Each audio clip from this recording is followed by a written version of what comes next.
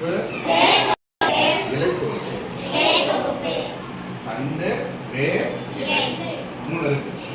வேர் எதுக்கு பயன்படுதுன்னா இந்த பூமிக்குள்ள அந்த செடியை தாங்குவதற்காக அது பயன்படுது.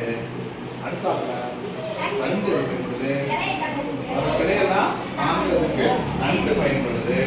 அடுத்தாப்புல இலை இருக்கு. இலை என்ன செய்யும்? ஒளிச்சை இருக்க செய்யும்.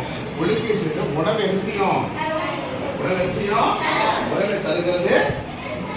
உணவு தருகிறது பயன் தருகிறது இலைகள். அந்த இலை என்ன செய்யும்? ஒளி சேர்க்கை செய்யும். ஒளி சேர்க்கை செய்யும்.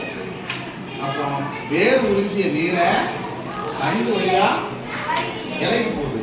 இலை ஒளி சேர்க்கை செய்து நீராய் கூட்டு செஞ்சு உணவை தயாரிச்சதுக்கு அப்புறம் அந்த உணவை எல்லாம் எங்க கொண்டு வருது? எது கொண்டு வருது? எல்லா இலைகளுக்கும் கொண்டு போறதுக்கு